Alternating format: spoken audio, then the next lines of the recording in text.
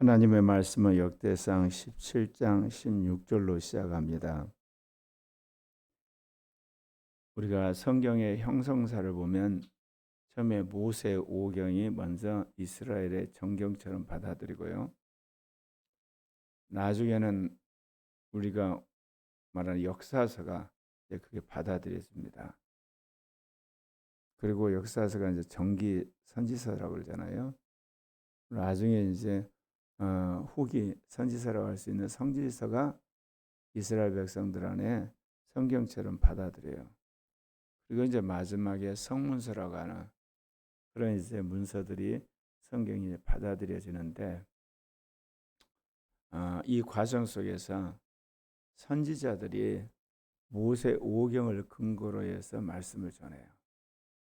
모세 오경을 근거로 해서 그들이 선지자로 사명을 감당하면서 그걸 인용을 하고 또 성령으로부터 계시를 받아 전하거든요. 이제 성문서를 보면 거기에는 율법서와 그리고 또 선지자들이 한 이야기를 그들의 삶 속에 적용하는 내용이 나옵니다. 그러니까 항상 앞에 있는 성경 말씀을 인용하면서 성령께서 새로운 계시를 덧붙이세요. 그래서 이제 구약이 이제 완성이 됐고 신약이 오는데, 바울 서신을 보면 바울이 구약에 있는 모세 오경, 율법서고 선지서 그리고 성문서에 있는 내용을 이제 인용을 하면서 또 계시를 받아서 13권을 쓰죠. 그리고 말할 필요 없이 이 공동서신도 그렇습니다. 그리고 나서 이제 예수님의 이 복음서를 보면 예수님도 구약의 말씀을 인용을 하시면서 또 자신이 새로운 말씀을 하시거든요. 마지막 이제 요한교식으로 보면 그 앞에 있는 내용 전체를 인용을 하면서 이제 새로운 계시를 이야기를 하는 겁니다. 제가 이제 말씀드리는 건 뭐냐면, 이렇듯 이 구약과 신약의 역사를 보면 먼저 있는 말씀을 성경 말씀으로 받아들이고 그거를 인용하고 거기서 성령이 주시는 새로운 계시를 덧붙여서 성경을 완성을 했어요. 이게 이제 성경이 완성된 이후에 신학이 발전해도 이렇게 비슷하게 발전을 해요. 앞에 거를 받아들이고 그리고 새로운 성령의 해석에 따라서 새로운 신학이 만들어지는 거거든요. 그러니까 성경을 무시하면서 성령이 계시받았다 100% 가짜입니다. 성령이 그렇게 하신 적이 없어요. 그리고 기존에 있는 그 어떤 신학을 다 까그리 무시하면서 내가 새로운 어떤 신학을 정립했다, 그것도 가짜입니다. 앞에 거를 인정을 하면서 주님이 이제 부족하기 때문에 새로운 시대에 맞게 새로운 신학이나 말씀을 하는 이 구조로 되어 있어요. 정확히 말하자면 예를 들면 그 사실과 그리고 해석과 새로운 계시입니다.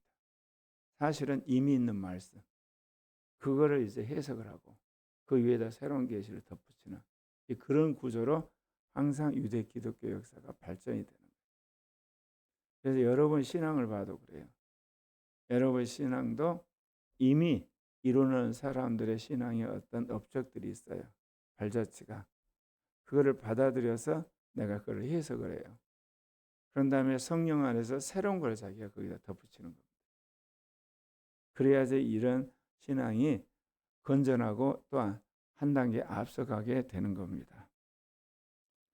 다윗이 나단 선지자를 통해서 하나님의 뜻을 명확하게 전달을 받았어요. 그건 다름 아니라 너가 이 예루살렘 성전을 지어서는 안 되고 너의 아들 때 이것을 짓게 된다. 그러니까 이제 다윗이 하나님 앞에 나와서 기도를 올리는 대목입니다. 다윗 왕이 여호와 앞에 들어가 앉아서 이르되 여호와 하나님이여 나는 누구이며 내 집은 무엇이게 나에게 이에 이르게 하셨나이까. 나란 사람은 누구고 나의 집은 어떤 집이게 이런 하나님의 엄청난 축복을 받게 되었는가, 그 이야기를 하는 겁니다. 하나님이여 주께서 이것을 오히려 작게 여기시고 또 종의 집에 대하여 먼 장래까지 말씀하셨사오니 하나님이 다윗에게 예루살렘 성전을 짓는 건 허락지 않았지만 네 몸에서 날 아들이 성전을 짓게 될 것이라는 이야기를 하면서 그 왕조가 영원 무궁할 거란 언약을 하시잖아요. 그것에 이제 다윗이 감격해서 하나님한테 이 말씀을 하시는 거예요. 제가 그 말씀 드렸잖아요. 구약에서 하나님께서 이 세대 복음화 또는 세대를 거쳐서 하신 약속을 제가 성경을 보면서 제3의 교회 지도자들도 세대를 거쳐서 계속 더 좋은 지도자가 나오도록 내가 그런 믿음과 그런 하나님의 약속을 받고 또 그렇게 목회를 해야 되겠다. 그래서 코리아 교회가 부흥은 안 했지만 끊임없이 지도자를 키우고 또 세대 지도자를 키우려고 노력은 했는데 제가 속아버렸어요. 생각한 만큼 거기에 대해서 아주 치밀하고 그리고 영적으로 깨어서 세대 복음을 하지 않은 거예요. 낙관적으로 생각을 했거든요. 그 사이에 마귀가 이 개입을 해서 세대 복음을 방해한 걸 여실히 제가 느껴요. 왜냐하면 갈수록 영적인 유산이 전승이 되고 다음 세대가 그걸 또 발전시키고 또 전승이 되고 그거를 또 발전시키게 되는 그게 이제 세대 방어의 본질인데 그렇게 되면 정말 사단의 이 통치는 끝장이 나는 거거든요. 말하자면 갈수록 영역과 거룩함과 어떤 보면 선교의 영향이 이제 계속 증폭돼 가는 거거든요. 그것이 한국에서뿐만 아니라 이렇게 이 아시아 전 세계까지 그런 어떤 그 우리의 그 선교 또는 목회 영성의 전략이 확산이 되면 마귀는 이제 끝장이 나는 거거든요. 이게 어찌하든지 세대 복원을 좌절시키려고 마귀가 팔아가는 것을 나중에서 제가 알았어요. 말만 내가 그렇게 하고 또 거기에 낙관적 생각을 한 것이 얼마나 이게 영적으로 무지한가. 그러니까 지금 있는 작년 세대 제자 훈련하는 것은 이제 마귀가 이제 뒤로 물러갔는데 다음 세대만은 팔아가고 이거를 막게 하는. 오늘 다윗이 자신과 자신의 왕조에 대한 장래에 대해서 하나님께 감사를 하는 겁니다. 주께서 주의 종에게 베푸신 영예에 대하여 이 다윗이 다시 주께 무슨 말을 하오리까? 하나님이 다윗과 그의 가정에 대해서 가문에 대해서 베푸신 것에 참으로 감사를 드리고 영광을 돌리는 겁니다. 여호와여 주께서 주의 종을 위하여 주의 뜻대로 이 모든 큰 일을 행하사 모든 큰 일을 알게 하셨나이다. 제가 새벽 설교하면서 아마 20여 년 전부터 그런 이야기를 했을 겁니다. 항상 제가 우주적이고 세계적이고 국가적인 전략을 관심에 두니까 제가 요한계시록 글자 하나 그대로 다 믿는 사람이거든요. 요한계시록은 축자 영광으로 했다고 확신한 사람이니까 항상 역사를 볼 때 창세기서부터 계시로 가는 게 아니라 계시로부터 창세기로 가는 그것도 이제 굉장히 중요시 여기는데 주님이 재림하시려면 세계 선교가 돼야 된다고 그랬잖아요. 그러면 세계 선교가 다 끝나야 된다고 생각하면 이제 아시아가 선교가 돼야 되는 거예요. 근데 아시아가 이렇게 왕정과 독재 정부와 권위적인 그런 정부가 있는 한 절대로 아시아 복음화는 완성이 될 수가 없어요. 뭐 겨우 몇 군데 교회 세우고 여기저기 신학교 좀 세우고 끝나는 거거든요. 이럴 리가 없어요. 그때 제가 성경에서 영감받아 그런 이야기 했어요. 동북아권, 동남아권, 그 다음에 남부아시아, 중앙아시아, 서남아시아, 북아프리카를 주님이 다 뭉그러뜨릴 거다. 국가 체계를 완전히 뭉그러뜨릴 거다. 근데 지금 그 일이 일어나고 있죠. 성경 말씀을 여러분이 정말 믿으셔야 돼요. 지금 일어난 모든 일은 아시아 복음화를 위해서 하는 말이에요. 동굴아빠 복음화. 이제 이 아시아 복음화가 이루어지고 나면 다시 서구아빠 복음화 이루어질 거거든요. 재복음화를 해야 되니까. 예. 근데 이 일의 중심에 하나님 한국을 쓰시려는. 이렇게 전쟁이 자꾸 일어나잖아요. 근데 주로 이제 힘 있다고 하는 나라끼리 전쟁을 하게 되면 거기에 엄청난 군사력에 그들이 돈을 쓰고 인력을 쓰고 그 자에 수많은 엘리트들이 죽어가잖아요. 그럼 그들이 주저앉아요. 그럼 누가 일어나겠어요? 역설적으로 우리는 전쟁이 날 것 같다고 이야기한 한국은 거꾸로 전쟁이 일어나지 않고 어떤 식으로든 남북한 자유민주 통일을 하고 나면 자연스럽게 한국은 세계 최강대 반열에 서버려요. 특별히 21세기 가장 막강한 힘은 군사력이 아니에요. 경제력도 아니에요. 문화력이에요. 문화력. 문화와 지식, 종교력, 이게 소프트 파워예요. 거기에 아주 적합한 민족이 한국입니다. 제가 요즘에 보면서 깜짝 놀란 것이 그렇구나.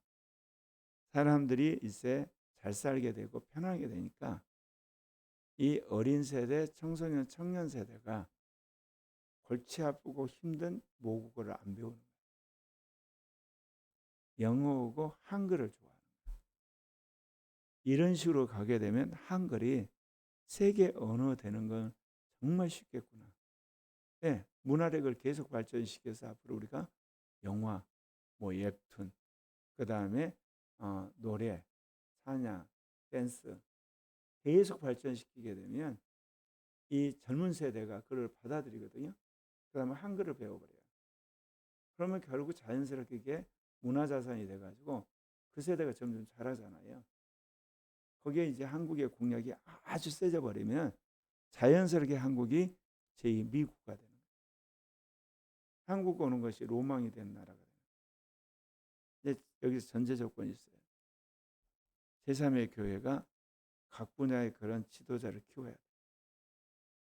그래서 제3의 교회가 주도해서 통일을 해서 그런 대통령과 그런 이제 예를 들면 장차관, 국회의원, 검판사, 재벌, 시의원들 그리고 그런 이제 대학 총장들을 키우게 되면 이건 반드시 이루어져요. 근데 하나님이 그렇게 하시리라 믿어요. 왜 그러냐? 우리가 그동안 배운 말씀을 그대로 우리의 태어나는 새로운 세대에 적용하게 되면 영적인 천재들뿐만 아니라 사회적인 천재들이 나올 수밖에 없는 거예요. 그래서 주님이 우리에게 그동안 근본적인 주님의 말씀을 하고 씨름하게 한 이유가 결국은 사단과 이 종말의 싸움에서 세계의 선교를 완성하고 14만 4천을 일으키는데 필요한 신학과 영성, 리더십을 훈련시키십니다. 여호와여 우리 귀로 들은 대로 주와 같은 이가 없고 주에는 하나님이 없나이다. 주님은 통치자라는 뜻이고 하나님은 모든 것을 창조하신 분이라는 거예요. 이스라엘의 통치자이신 여호와는 온 우주 만물을 창조하신 하나님이다. 그 고백을 함께 하는 겁니다. 이게 주와 같은 하나님은 없다. 땅의 어느 한 나라가 주의 백성 이스라엘과 같으리까? 하나님이 자기 백성을 구속하시려고 나가사 크고 두려운 일로 말미암아 이름을 얻으시고 애굽에서 구속하신 자기 백성 앞에 모든 민족을 쫓아내셨으며. 그러니까 다윗이 열조로부터 맺은 언약뿐만 아니라 출애굽한 그 이후 역사를 쭉 깨고 있어요. 단순히 그가 왕으로 기름 부음 받아가지고 사울왕을 한마디로 제끼고 왕이 되는 정도가 아니고 그 어떤 선지자보다도 그 어떤 제사장보다도 하나님의 말씀에 능통한 자였다는 거예요. 그러니 하나님이 다윗을 얼마나 기뻐하셨겠어요. 앞으로 우리가 각 분야의 지도자를 세울 때 그런 지도자를 세워야 되거든요. 성경에 능통하고 교회사에 능통하고 그리고 성교에 열정이 있고 그러면서도 성령 충만한 지도자를 어렸을 때부터 전심을 다해서 우리가 키우게 될 때 그들이 세계를 주도할 수밖에 없죠. 성령께서 함께 하시고 성경의 말씀을 믿고 나가니까 주께서 주의 백성 이스라엘 영원히 주의 백성으로 삼으셨사오니 여호와여 주께서 그들의 하나님이 되셨나이다. 하나님이 영원히 이스라엘 주의 백성으로 삼으셨고 이제 여호와가 그들의 백성이 되셨다. 다윗이 이 고백을 하는데 이 다윗의 왕조가 존속이 되지만 갈수록 이 다윗의 고백이 희미해져 가잖아요. 그래서 결국은 망합니다. 그래서 주님이 이 다윗의 고백을 역사에 남겨서 오늘 우리에게 이 말씀을 주시는 것은 우리 모두가 다윗 같은 믿음의 사람이 되는 그거를 성경에서는 14만 4천이라고 무수히 많은 다윗이 나라와 족속과 백성과 방언에서 나오기를 원하세요. 그게 나오게 될 때 그 민족과 그 부족 그 영역 안에서 사단의 권세가 깨지는 겁니다. 이게 여호와여 이제 주의 종과 그의 집에 대해 말씀하신 걸 영원히 견고하게 하시며 말씀대로 행하게 하옵소서. 그래서 다윗이 이런 신실한 믿음이 있었기 때문에 여러분이 열왕기 상하를 읽거나 또는 역대의 하를 읽으면 하나님께서 그의 아버지 다윗을 기억하사 하나님이 다윗과 맺은 언약을 기억하사 이런 이야기 계속 등장합니다. 하나님이 그렇게 언약을 맺었기 때문에 그 왕조를 견고히 하고 그리고 이 남유다 왕국에서 종교 개혁을 하는 왕들이 계속 나오잖아요. 저도 그런 기도를 하고 그런 믿음이 있어요. 하나님이 앞으로 세울 제3의 교회 그리고 제3의 신학을 배운 사람들 안에서 한국은 물론이고 아시아 전 세계 가운데서 이 하나님의 우주적 경륜을 정말 가슴 속에 새기고 그렇게 사는 거룩한 종들, 신실한 종들이 무수히 일어나는가. 우리도 그렇게 일을 해야 되지만 그런 사람들이 나오게 되리라. 왜?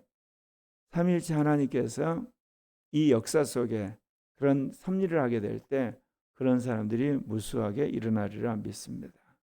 지금은 우리뿐이지만 말입니다.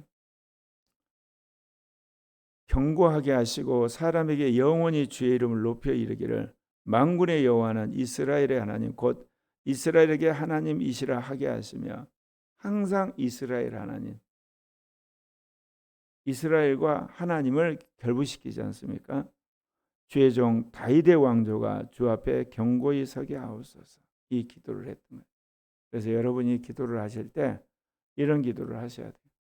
코리아 교회와 임마누엘 복음단 오고 오는 세대가 주님이 우리에게 주신 모든 신학적인 유산, 영적인 유산 그리고 또한 리더십의 그런 모든 것들을 전승하고 더 발전시켜서 갈수록 악해져 가고 발아가는 사단을 그야말로 깨트리는 그런 하나님의 사람들이 대한민국뿐만 아니라 아시아 전 세계에서 일어나게 해달라고 여러분이 기도를 하셔야 됩니다. 나의 하나님이여 주께서 종을 위하여 왕조를 세우실 것 이미 듣게 하셨으므로 주의 종이 주 앞에 이 기도로 간구할 마음이 생겼나이다. 나단 선지자를 통해서 예루살렘 성전은 짓지 못하게 하셨지만 내가 왕조를 세우겠다는 언약을 하셨잖아요. 이 왕조가 견고하게 설 것을 말씀하셨거든요. 역대상 17장 12절에 그는 너를 위하여 집을 건축할 것이요 나는 그 왕위를 영원히 견고하게 하리라. 나는 그의 아버지가 되고 그는 나의 아들이 되리니 나의 인자를 그에게서 빼앗지 아니하기를 내가 내 전에 있던 자에게 빼앗은 같이 하지 아니할 것이다. 제가 특별히 이 한글을 보면서 소름 끼치게 느끼는 거예요. 한글이 굉장히 과학적이잖아요. 뿐만 아니라 한글이 배우기도 쉽고요. 특별히 디지털 시대에 이 핸드폰이나 타자기에 그거를 입력하는 게 속도가 무지무지 빨라요. 하나님이 이미 수백 년, 수천 년 전에 한반도 이 대한민국을 섭리를 하신 거예요. 의도를 확실히 가지고, 그래서 오늘 이 때 주님이 예비하셨다는 거. 제가 그런 이야기를 하긴 했지만 구체적인 증거. 오늘날 한국의 조선업이 세계 1위인 거 우연이 아니야. 임진왜란 때 우리 거북선 이야기를 하는데요. 그 전부터 고려 나라부터 한국은 조선업이 발달한 나라예요. 그 DNA가 있거든요. 그래서 하나님이 이미 수천 년, 수백 년, 수십 년 전부터 그 준비를 하신 거고 그게 열매를 맺었는데 문제는 마귀가 발악을 한다는 거죠. 그러니까 최재명 같은 사람이 대통령이 되는 거예요. 더불어공산당이 권력을 잡고. 근데 그거를 우리가 어떻게 해석해야 되냐? 하나님이 5,200만을 반면교사를 삼아서 교육시키려고. 윤석열 대통령이 50% 개명시켰고 이제는 거꾸로 그 50%가 국민을 설득시켜 반면교사로 하나님이 이제 교육을 시켜서 이재명과 이 주사파 세력이 이제 몰살을 당하는, 그러면 역사에서 완전히 사라지게 하는 그런 역사적 교훈 속에서 자유민주적 통일을 하는 기반을 만들려는 주님 계획이 명확해요. 지금 미국에서 트럼프 불법 이민에 대해서 반대하는 수많은 좌파 세력이 있는데 다 실패합니다. 그게. 왜냐하면 미국의 대다수 사람들은 불법 이민을 막아야 되는데 다 공감을 하니까. 근데 그게 말은 불법 이민이지만 거꾸로 말하면 자유민주 국가로서의 회개예요. OECD 38개국 가운데 이 자유민주주의 국가를 지키려고 발동치는 한국과 미국뿐이라니까요. 여러분이 상식적으로 그걸 아셔야 돼요. 자유민주주의가 있고요. 거기에 복지정책을 가미한 게 사회민주주의고요. 거기서 이제 아예 이제 이게 공짜를 좋아하고 그야말로 복지를 무료로 하기 시작한 것이 민주사회주의요. 민사당. 이제 그러면서 일부를 국유화하죠. 그 한 단계 넘어가면 이제 민주공산주의. 한국이 최초야. 역사상 민주공산주의는 없었거든요. 민공당. 그리고 이제 그 단계를 더 이제 또 가는 것이 우리가 말한 전체주의. 그 중에 기독교가 번영할 수 있고 그야말로 확장력이 있는 체제는 자유민주 체제. 자유민주 체제를 기독교가 종교개혁 이후로 만든 거예요. 근데 이게 사회민주주의와 아까 말한 민주사회주의, 민주공산주의 세력에 의해서 지금 질식당해버렸고 미국과 한국에서 그 위기 속에 그걸 다시 회복하려 이 싸움을 하는 거예요. 민주주의랑 똑같은 게 아니에요. 하나님께서 이 전쟁에서 승리하게 하시리라 믿어요. 그런데 이 미국과 한국에서 이런 자유주의 체제를 회복하려고 하는 근거가 뭐냐? 성경 말씀이 있기 때문에. 그리고 성령을 받은 사람들이 깨어서 양심이 있고 이성이 살아나니까 이 싸움을 하는 거예요. 그러지 않은 모든 서구라파의 나라들, 북미나 남미나 이 남아공에 있는 기독교 국가들은 다 말하자면 사회민주주의 체제로 다 이제 사회가 바뀌어버렸고 거기다가 이제 동성애 합법화까지 되면서 사회의 도덕성, 그 다음에 그들의 이성, 신앙 그 모든 것이 둔해져 버렸어요. 그래서 주님이 어찌하든지 이거를 극복하고 기독교를 새롭게 개혁해서 전 세계 다시금 예수의 복음을 회복하게 하는 하나님의 역사를 이루고 계시는 것을 우리가 보게 됩니다. 여호와여 오직 주는 하나님이시라. 주께서 이 좋은 것으로 주의 종이 허락하시고 이제 주께서 종의 왕조의 복을 주사 주 앞에 영원히 두시기를 기뻐하시나이다. 하나님 이 일을 이루고 계세요. 하마스가 자신들의 정말 지혜를 짜서 이스라엘을 급습함으로 이스라엘이 처음으로 급습을 당해서 민간이 죽고 그랬잖아요. 이게 이슬람권의 패망의 전주공인데 아무도 몰랐어. 근데 저는 확신을 했거든요. 이슬람권이 붕괴돼야 되니까. 그 중에 시아파의 우두머리인 이제 이단이 붕괴돼야 되는데, 보세요. 시리아가 이제 내전 끝에서 러시아가 원조인 아사드 정권이 망했어요. 시리아가. 그리고 하마스가 결국은 붕괴돼서 사라졌고, 이제 종주국이었던 이란마저도 이번에 결국 붕괴되는 거예요. 세계의 역사는 선악이라고 하는 관점 이전에 하나님의 구속사라는 관점에서 보셔야 돼요. 선악으로 보면 여러분 역사를 오판하게 돼요. 하나님이 이스라엘 통해서 중동의 전체주의, 중동의 이슬람주의를 와해시키시는 거예요. 뭐 하려고요? 복음이 들어가기 위해서. 그렇게 하거든요. 그래서 와해되어 갈 겁니다. 그래서 중동도 이제는 민주화 물결이 들어갈 수밖에 없는, 우리가 그렇게 생각했던 이슬람의 그 경과 전체주의가 이제 와해되는, 그래서 세계 복음화의 새로운 시대가 열리도록 주님이 하시는 겁니다. 이제 주께서 종의 왕조의 복을 주사 주 앞에 영원히 두시기를 기뻐하시나이다. 여호와여 주께서 복을 주셨사오니 이 복을 영원히 누리이다 하니라. 아멘. 그래서 참 역설적이죠. 남북한이 군사적 대결하는 가운데 우리는 생존을 위해서 이 군사력을 키웠는데, 역설적인 것은 이것 때문에 수많은 나라의 분쟁이 생기면서 군사 무기를 팔아서 군사 강국이 가고, 전쟁이 끝나고 나면 이제 농업이나 공업이나 수많은 인프라를 회복하는데 한국의 제조업이 다시 거기에 진출하게 되는, 그러면서도 우리가 해야 할 일은 이제 정치판을 바꿔서 AI 선진국이 돼야 돼요. 예전에 문과 이과가 있었잖아요. 이제는 앞으로는 정말 새로운 대통령과 새로운 교육부 장관이 들었으면 AI 학과하고 BAI 학과로 나눌 정도로 그렇게 과를 바꿔버려야 돼요. 문과 이과가 아니라 AI 학과, BAI 학과, 고등학교 때부터.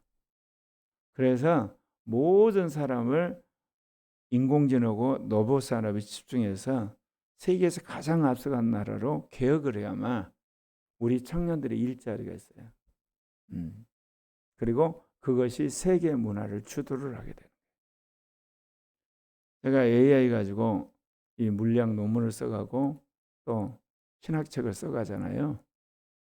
깜짝깜짝 놀래요. 기존에 있는 신학교 필요 없구나. 필요 없어요. 그래서 이론 신학은 몇 사람의 신학자만 있으면 되고, 이제 그거를 가르치는 사람이 있죠. 그리고 또 그거를 실천적으로 가르치 실천 신학 교수가 굉장히 많이 필요한 거예요. 그래서 그걸 느껴요. 제가 여러분 생각해 보세요. 이론은요, 그렇고 그런 C급에 있는 신학교 교수가 필요한 게 아니야. B급도. A급 몇 사람만 있으면 돼. 왜냐하면 SN을 통해서, 인터넷을 통해서 그게 다 이제 공급이 되고, 거기서 필요한 것은 또 오픈AI가 다 자료를 공급해서 찾아주니까. 정말 중요한 거는 성령을 따라 살아가는 사람, 성경 말씀대로 사는 것을 교육시키는 삼위적 계시 지도자가 필요한 거예요. 네. 그래서 제가 제안을 사실 했댔는데 그게 채택이 안 되더라고요. 영어의 공용화, 한글의 세계화, 그리고 교육의 바우처 제도, 그리고 AI 교육. 그런데 김문수 캠프에서 그걸 받아준 인간이 없어요. 하나도 채택이 안 되더라고요. 언젠가는 하나님이 하게 하실 거라 믿어요. 그래서 하나님이 한국과 한국 교회를 통해서 세계사적인 일을 하게 하는 것을 주님 결국은 저와 우리 교회를 통해서 하게 하시라 믿어요. 네. 꿈을 가지고 비전을 가지고 계획 가지고 준비한 사람을 하나님 쓰실 수밖에 없죠. 누구를 쓰겠어요?